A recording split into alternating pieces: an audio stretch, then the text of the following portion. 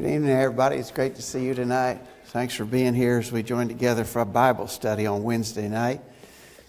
We're studying a series of lessons that discuss major tests of our faith, things that we experience in life that really put our faith to the test.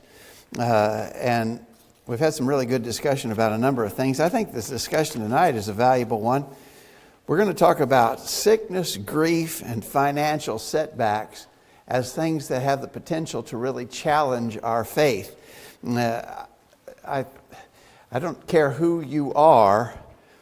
All three of those things have the potential to be. A couple of them will absolutely be in your life, sickness and grief. But very often, I think all of us probably have experienced varying degrees of financial stress or financial setbacks. And so those things can really challenge us. And so basically it's the affairs of this life that can really put a test on our faith. We're going to remain faithful. We're going to keep on keeping on, even when we face hard times. That is the question. Any thoughts, Josh, introductory-wise? I think you hit the nail on the head. We're all going to deal with these things potentially. For sure, that a couple of them we are. Thing that our author asks us to consider is the case of Job. Talk about a fellow who went through those things. He went through them in the extreme.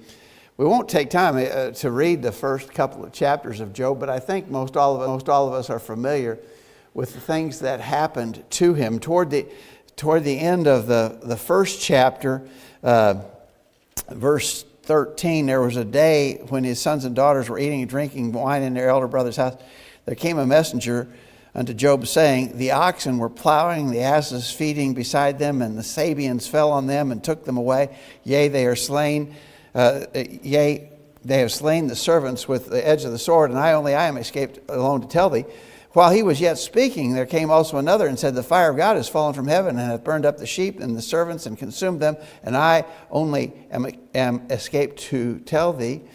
While he was yet speaking, there came another and said, the Chaldeans made out 3 bands and fell on the camels and carried them away, yea, and slain the servants with the edge of the sword, and I only am escaped to tell thee. And while he was yet speaking, there came also another and said, thy sons and daughters were eating and drinking wine in their eldest brother's house.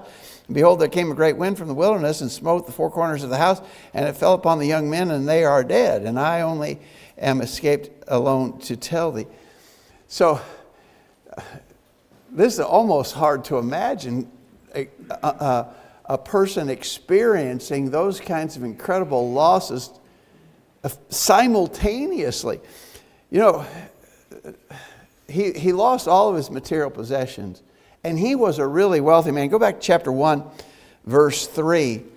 His substance also was 7,000 sheep, 3,000 camels, 500 yoke of oxen, and 500 she-asses, and a very great household, so that this man was the greatest of all the men of the East. That last expression is the telling one, because I don't know how many camels you have to be rich, but he had enough that he was considered extremely rich. I'm thinking that this guy might have been a Bill Gates or a Warren Buffett, maybe a Jeff Bezos of his day. He was one of the literally one of the richest men of the world, and he lost all of his physical substance simultaneously. I mean, he didn't just lose it a little here, a little there. You know, this has been a bad year. The crops didn't come in, or some sickness got among the camels, and I lost a few of my camels.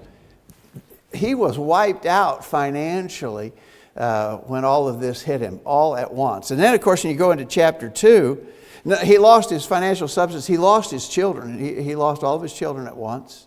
Can you imagine? I think that's sort of a nightmare scenario to any of us who are parents, the idea of losing a child. He lost all of his children all at once. And then you go into chapter 2, you remember he lost his health. His health was just devastated in a horrible, the description that is made of him, verse 8 of chapter 2, he took him a potsherd to scrape himself withal, and he sat down among the ashes. So he had boils and sores from head to toe, literally from head to toe. His physical health was just ruined. And then, of all things, his wife turned on him and chided him to just go ahead and die. So he lost the support even of his wife. I'm telling you, everything came piling in on this guy all at once. Pretty incredible when you stop and think about who lost, Josh. Yeah, I mean, so in the beginning of chapter 1, Satan's attacking his character before he even loses anything, so he's getting attacked that way. And then he loses all of his possessions and family, and then his wife sort of turns his back on her. And then his friends show up that maybe could offer some support, and they don't do a great job. Yeah. I mean, if anybody could ever feel alone, like things could not get any worse, I think Job could be in that. I think that's a good way. It surely can't get any worse than this, Gordon. Job was a good man. He was blameless. He was upright. He feared God, and he shunned evil. And he even sacrificed for his children because they sinned. You know, you wonder, and I'm sure he wondered, why, you know, why me? But, of course, we've always made the point there in chapter 1. When all of this loss had happened, before he lost his health, but when he lost everything else, verse 20 of chapter 1, Job arose, rent his mantle, and shaved his head, and fell down upon the ground and worshipped, and said, Naked came I out of my mother's womb, and naked shall I return thither. The Lord gave, and the Lord hath taken away. Blessed be the name of the Lord. In all this, Job sinned not, nor charged God foolishly. He just stands out as a remarkable fellow. Now, we've studied the whole book of Job before, and we understand that, I think, under the provocation of his supposed friends who kept coming, basically, they came to him and said, Job, we know you're an evil man and you have committed sin and you refuse to admit it. Just own up to it, admit what you've done, and you can start over again. And Job just was desperately trying to defend his character, that he hadn't done anything wrong. But I think under the provocation of those so-called friends of Job, by the end of the book, Job said some harsh things toward God, and then when God challenged him about it, he said, I'm going to put my hand on my mouth. I've said too much already. I mean, he had to get around to that point before the book is over. But Job just really, the way he faced all those hardships was really amazing. We can't begin to imagine. What if you lost, none of us are rich like Job, obviously, but what if you just, in a day, you literally lost all your physical possessions, any savings or wealth that you had accumulated, anything of value that you possessed was gone, instantly gone. And then on top of that, you were afflicted with horrible health issues. How would your faith hold up in all of that? That's kind of what we're talking about here. Could we endure that? I don't know. None of us here, thankfully, have ever had to face anything like that. Life has its hardships. And we've had sickness and we've experienced death. Some have had really tough financial times. When all of that comes together all at once, would our faith be strong enough to see us through? Job's was, and that's so impressive. Yeah, I mean, I think just to go back to Gordon's point, I think most people would look at Job and say, if they were Job, why is this happening to me? What did I do wrong? And that's what his friends were saying. You had to have done something wrong. There's no way you're living right and you're this good person if all this bad stuff's happened to you. Yeah. I mean, there has to be something. What is it? And most people, I think, would ask God, why are all these things happening to me? But he didn't, at least up to this point, he didn't charge God. He didn't sin. So the patience of Job is really something that we need to try to live up to. So our struggles we have aren't anything like that. But yet when we have struggles, we jump to that point. We get to that point. Why me? And Job didn't. That's impressive. Yeah. In the case of Job, we know the backstory to what happened to Job. We have revealed insight as to what actually was happening behind the scenes that sort of brought this all on. Satan was behind it, all right. Satan was the one who was saying, God, I'd have to say, and I don't know if this is a fair word to use, I'd have to say that God sort of taunted Satan. Have you considered my servant Job? And Satan said, well, I have. And the problem is you've built a hedge around him and I can't get at him. But, and so God let him tempt Job with the loss of all his possessions. And then in the second chapter, let him tempt him with loss of health. But Satan was behind all of that. And I think when we face difficulties in our physical world, instead of blaming God, why is God doing this to me? Why don't we put the blame where it belongs? It ultimately belongs with Satan. I've always said, if you want to see life on earth the way God wanted it to be, look at Adam and Eve in the Garden of Eden. Everything was perfect. What changed it? Satan got Eve to sin and then Adam. So, the thing that changed God's perfect, ideal physical existence for man was Satan. All the pain and suffering that exists in the world, if you trace it back far enough, you can lay the blame at Satan's feet and not God's. Wayne? Yeah, the typical expression like question 2 asks, who do you typically blame? And people today typically blame God because it's built, their belief structure is built on a faulty premise. The major premise, God is in control of the universe. The minor premise, when you suffer, it's because God is punishing you for sin. And the conclusion is, therefore, you're sinning. And that's, so you ask, well, why is God punishing you? Why did God take my loved one away? Why did God take my house away? Why did God allow this to happen to me? That's the same philosophy that his friends had. Because you're wicked. Yeah. You've done some evil. Yeah, exactly right. But and I want to talk, we got another question here about that too, but the idea that if there's something wrong, it must be that you did something wrong. Same faulty reasoning that Job's friends employed. Really, when we're facing all those hardships,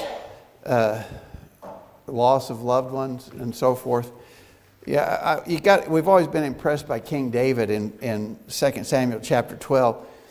When the child born to Bathsheba was afflicted and dying, David fasted and prayed. But when the child died, David got up, washed himself, went and worshiped and ate. And he said in 2 Samuel 12, verse 22, while the child was yet alive, I fasted and wept, for I said, who can tell whether God will be gracious to me that the child may live? But now he is dead, wherefore should I fast? Can I bring him back again? I shall go to him, but he shall not return to me. I mean, that's the way we have to view things. Even when we've lost someone dear to us, it's a part of living life in this present world. It's just the reality of our existence. And so there's no use getting all bound up in it and blaming the wrong person, blaming God when we ought to blame Satan. Did I say hand wait? Yeah, I think that if we can all fast forward through all this, like we read in the book of Job, we see how Job was tempted. We see what Job did, and at the end, Job was rewarded for it. But Job didn't know that. He didn't know what he was going to get at the end. He was just trying to make it through without sin. And so, we have to put ourselves in the same situations. Just like you said, life has hardships. Well, we don't know what's going to happen at the end of the hardships. We may go through some financial difficulties, but in the end, God may reward us, for being faithful to Him, and we may get something that we wasn't expecting out of it. But trying to get through the hardship, just knowing that, just like Wayne said, we know God is in control. We know that I have to keep doing what I'm supposed to do, no matter what the hardship. Even if the hardship gets worse, I'm still supposed. Even if I end my life, a debtor. If I end my life just having nothing at all, then we know the reward at that point is going to be great. Yeah, I think that's right. A lot of it is, and Wayne spoke about our wrong value system and our wrong perception of reality. The problem is we're too bound to this present world. We put all our eggs in this basket, and we're not focused on eternal reward, and that's a big problem for sure. We need to look at it from a different perspective. Yeah.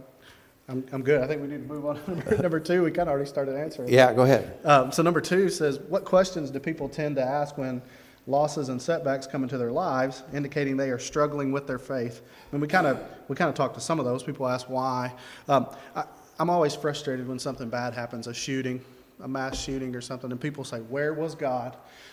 Could God not step in and stop all this from happening? And so people that don't have faith in God, that's kind of their answer. Like, well, where's your God? Praying's not going to fix anything, because if God was going to do something, he would have done it beforehand. I was thinking about Psalm 10. In Psalm 10 and verse 1, the same kind of questions asked. It says, why standest thou afar off, O Lord? Why hidest thou thyself in times of trouble? That's what the psalmist was asking. And in verse 8 of Psalm 10, describing the wicked people, he says, he sitteth in the lurking places of the villages, and the secret places doth he murder the innocent. His eyes are privily set against the poor. There's a whole bunch of verses described there. But the psalmist asked kind of the same question. Where's God when all these bad things are happening? And it seems that people, bad things are happening, and we kind of want God to step in and keep anything bad from happening. And it's a difficult answer, but the answer is one day God's going to, we're all going to stand before God, and we're all going to give an account. And so the person that's a murderer will not make it into eternal life. God's going to deal with them then. And sometimes that's not good enough for us, though. We want to see we want to see them struck down immediately. But the question always is, well, if God struck me down immediately when I sinned, I wouldn't want that. I need another chance. But, God's going to deal with it. It's just not in the way that I think we expect him to. And probably most of us have had the experience of knowing someone who went through hardship in their life of one kind or another and lost their faith over it. I mean, that just happens. And it's a sad thing. It's a totally wrong reaction to the problems of life. But it happens. And so I think one of the things that we want to make sure we're prepared to do is no matter what kind of hardship may come upon us, we're not going to lose our faith in God, and we're not going to stop faithfully serving him. Nobody knows what the future holds. It could be very good. It could be very bad. But whatever it is, we need to have our faith so rooted and grounded that you can't take away my faith in God. You can't keep me from serving God. Do what you will. That's the way we got to be. All right? And Wayne? And the reason evil exists is because we have free will. God gave us free will. Yeah. The choice to choose to follow God or to follow Satan. Because man chooses to follow Satan, we have all the wicked. And God could put it into it, but it would mean putting it into our free will. And that way, we'd be nothing but robots. Yeah. And we would be programmed to do only righteous things. Yeah. And so that's not the way God designed the world or us. Exactly right. JD? In one way, people still have the same trouble that the apostles had early on about what Jesus' mission was. They were looking for that earthly change, and a lot of times people today are still looking for that earthly difference for serving him, but that's not what it is. I think you're right. I think you're exactly right. Let's look at, our author asked us to go to John chapter 9. So we talked about Job's friends who were completely off base when they were saying, since all this bad stuff has happened to you, it is proof positive that you, Job, have done something horribly wicked, and you need to come clean, confess it, own up to it, get it out. And they were wrong. They were wrong about that. But that kind of mentality existed way back. Job, by the way, we think, most commentators think that Job was a likely contemporary of Abraham.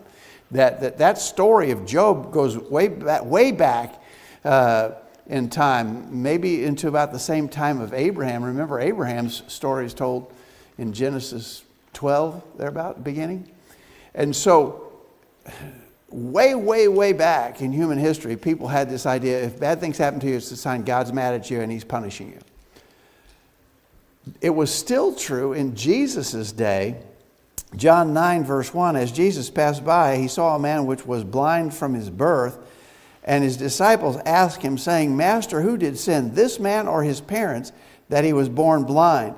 Jesus answered, neither hath this man sinned nor his parents, but that the works of God should be manifest in him. So, Notice that even Jesus' apostles had this idea. Somebody sinned here. Either the parent sinned or this man himself sinned. Of course, he was blind from birth. And I don't know whether that implies that maybe they believed in inherited sin or not. But he couldn't have sinned he was born that way. He was born blind. But they asked the question, who sinned, this man or his parents? That's that same mentality. If you're suffering, it surely is proof that you've done something wrong. So way back in ancient times, in the time of Job, men had that mentality.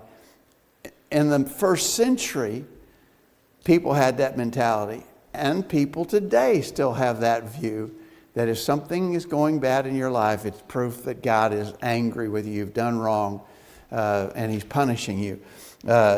Jesus said it's not true. Jesus said it's not so, that this man or his parents had sinned. So we need to take Jesus at His word. Well, I was just going to say, sometimes I can sin and cause trouble, but not necessarily if I have trouble, did I sin? And their question wasn't, did somebody sin to make this happen? Yeah. I mean, their question was, I know somebody sinned, so who was it? Yeah, they didn't say, is this because someone's, they assumed it was so Had to be. because someone had sinned. Right. You think about it, it is possible that a parent could sin and cause the child to be afflicted as a result of that. That happens. Maybe a parent is drug addicted and they birth a child that's drug addicted or has other physical issues because of the sins that they had committed. That is possible, but it's not a given. Yeah. Well, they treated it like a given. For Yeah, sure. yeah. Thoughts or comments, anybody? John? Studied this in the past, and the question about the concept of deserving. People say, well, so-and-so deserved this or deserved that. We have to be very, very careful about bringing up the concept of what we deserve. Yeah. I mean, stop to think. All of us deserve real punishment. That's what we deserve. That's what we've earned. That's right. But I think you're right. Sometimes people will say, well, he had it coming, and that's not necessarily so. But this way of reasoning just fails on all fronts, because the world's richest people are not righteous, right? The people who have the most abundance of this world's things are not good people. Well, Solomon observed in Ecclesiastes 9 and verse 11 that time and chance happens to all men. We live in a sin-cursed world, and so bad things happen sometimes. This fellow was born blind. That doesn't mean that somebody did something wrong. It happens. Yeah. Unfortunately, that's the world that we live in. Yeah, exactly right. Let's move on to Philippians 4. Look at Paul's attitude toward things going well, things going badly. How did Paul view that? Philippians 4 verse 10. Philippians 4 verse 10, Paul says to the Philippians, I rejoiced in the Lord greatly that now at the last your care of me hath flourished again, wherein you also were careful, but you lacked opportunity. Not that I speak in respect of want, for I have learned in whatsoever state I am therewith to be content. I know both how to be abased and I know how to abound. Everywhere and in all things I am instructed both to be full and hungry, both to abound and to suffer need. I can do all things through Christ which strengtheneth me. I stepped on your question there, Josh. Go ahead. No, it's okay. So we're just supposed to discuss Paul's attitude toward afflictions and setbacks he faced. Anybody got any thoughts on Paul's attitude toward? Paul had a lot of setbacks. He had a lot of issues he dealt with. This kind of speaks to that. Anybody have any thoughts about Paul's attitude? John? If you look at it just from a fundamental perspective, his faith is the moderation. That's his baseline, his faith. Doesn't matter what else happens. His faith stays steady throughout all. If you were to chart it out, it would look like that, wouldn't it? Yeah, I think that's a good way to put it. I really think the most important, one of the most important words there that he says in verse 11, he's learned in whatever state that he is in to be content. He had to learn it. I mean, he had to deal with some bad things in order to learn to be content. You know, I mean, all of us, if everything just always went great, well, of course I'm content. Everything's great. But the challenge is when things are going bad, like with Paul, I've learned to be content in whatever state that I'm in. And a lot of times things were not going good. And so he had to learn it. I think that's a really good observation. Go ahead. I was just going to say, Wade's got his hand. Yeah, I think initially when Paul was first approached by Jesus about the gospel, he said, I'm going to show you the things that you're going to suffer for me. Yeah. So initially, Paul was told, you're going to have to figure this thing out because you're going to suffer a lot. Yeah. And he decided to go along with it. You know, he agreed with it. I'm going to do it. And there's there's the real probability that he lost a lot. I mean, he lost everything, and it probably was a lot because he was a high-ranking Jew in Jerusalem before he became a Christian. He potentially, I think there's probably a pretty good argument that he was a member of the Sanhedrin Council, the highest-ranking Jews in Jerusalem. And so, you know, he said, I profited in the Jews' religion above many mine equals in my own nation. I think probably profited there is to be taken at face value, that he probably was wealthy as a result of this status as among Jews. And he gave that all, he lost that all. And yet he said he was not sorry. Looking in Philippians, chapter 3, in Philippians chapter 3, he says, what things were gained to me, those I counted loss for Christ, yea, doubtless, and I count all things but loss for the excellency of the knowledge of Christ Jesus my Lord, for whom I have suffered the loss of all things, and do count them but dung, that I may win Christ.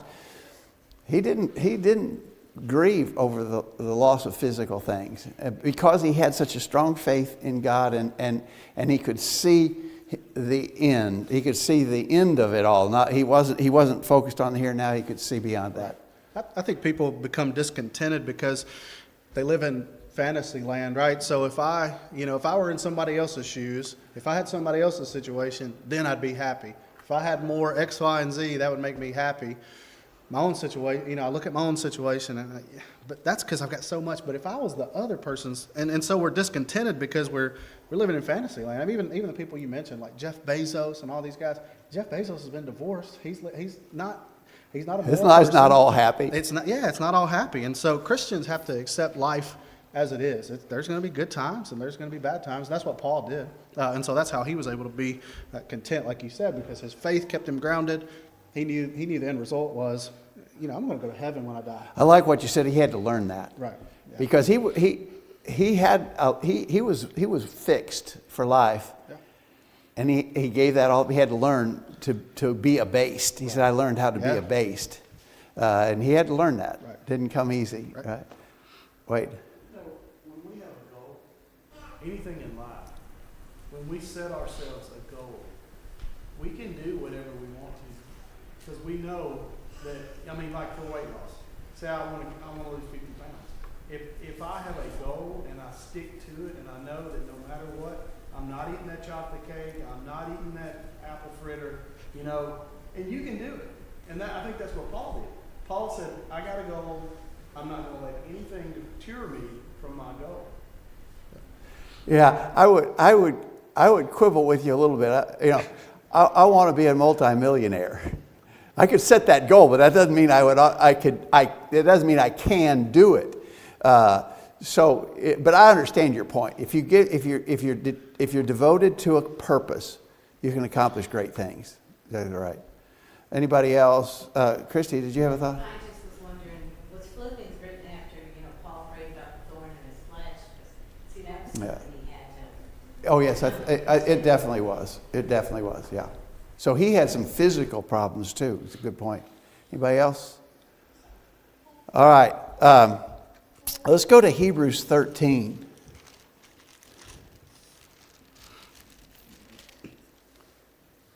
Hebrews 13, verse 5. Let your conversation or manner of life be without covetousness, and be content with such things as ye have. For he has said, I will never leave thee nor forsake thee, so that we may boldly say, the Lord is my helper, and I will not fear what man shall do unto me. Okay, now, explain this to me. Because righteous people have suffered through the centuries.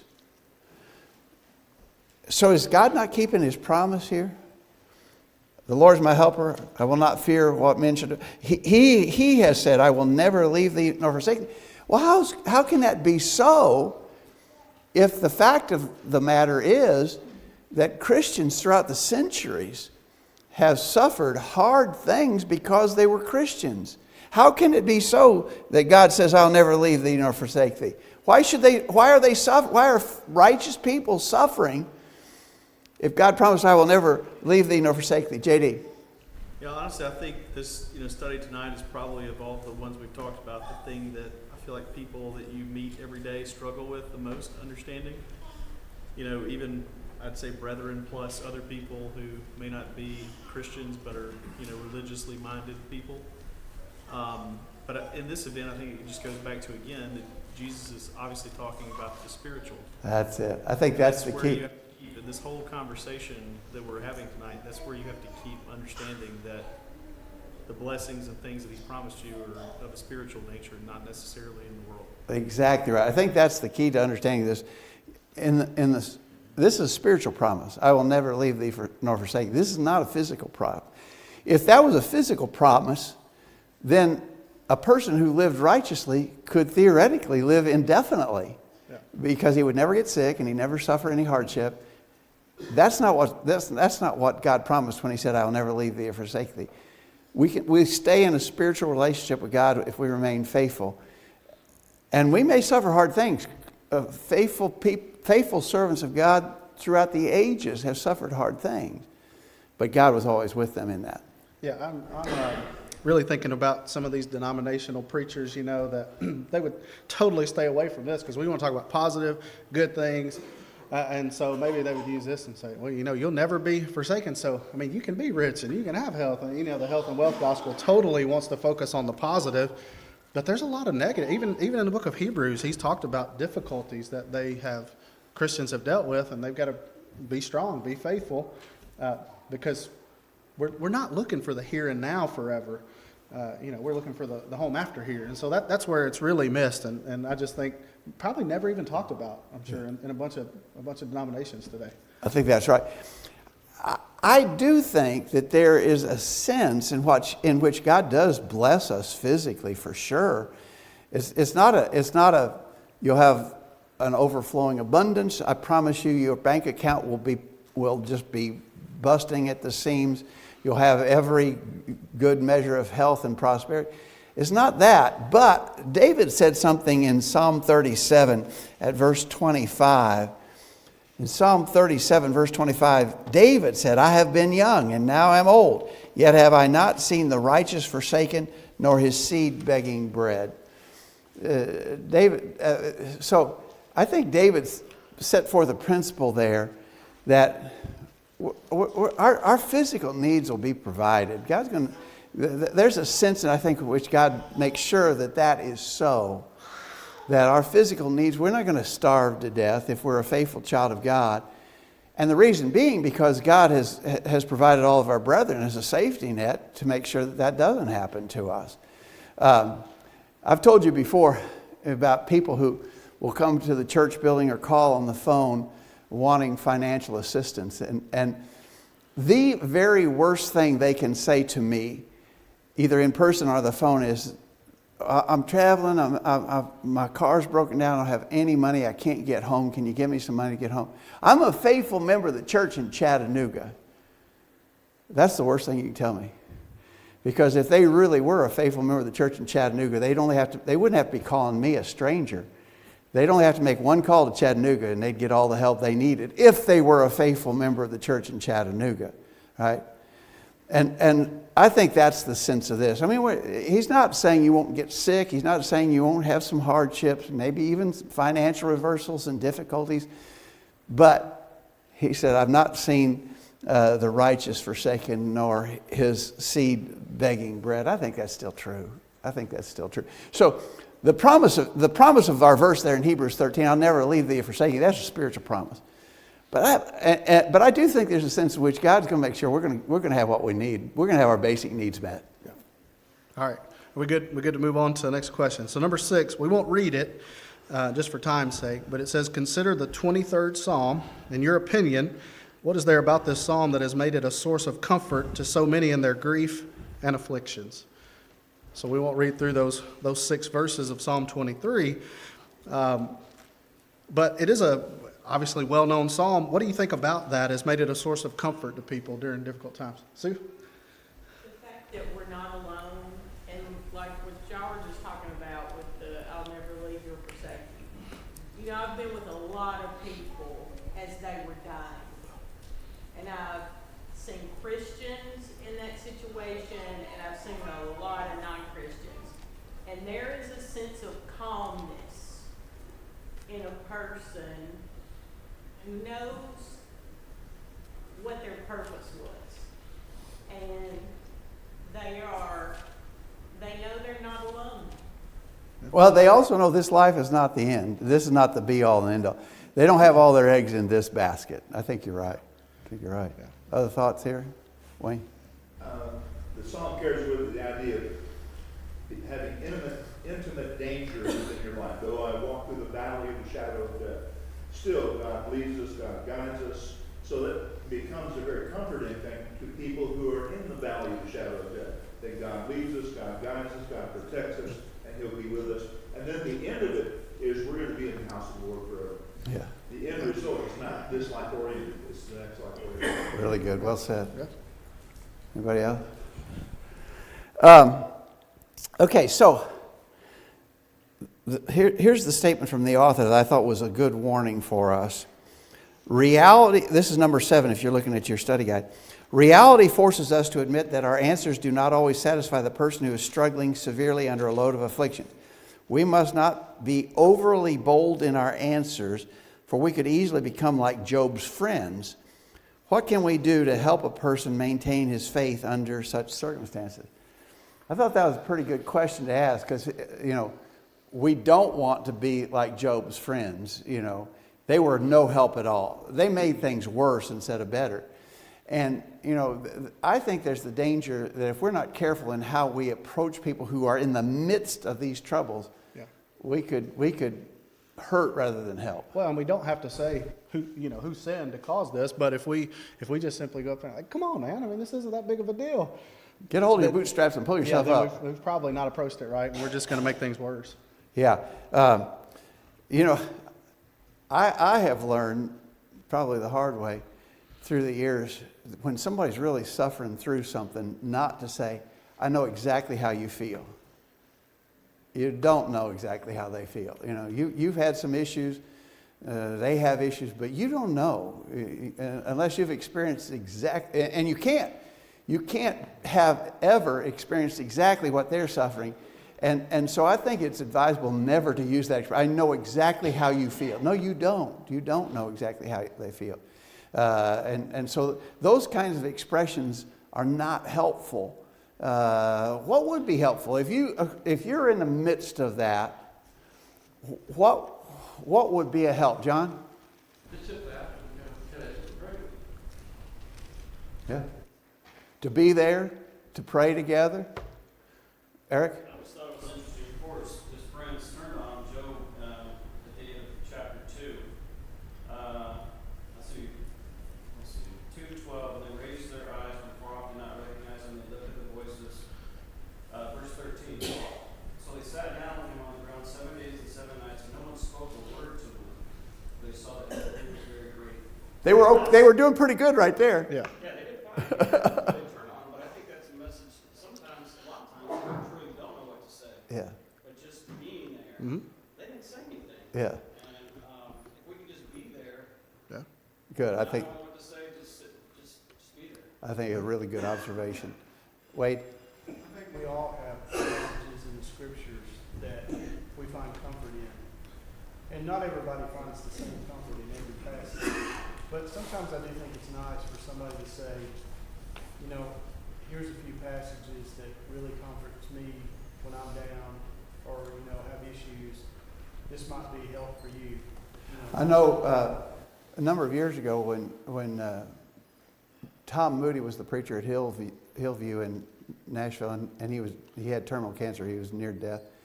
And he would just ask brethren to come and sit down and read scripture to him.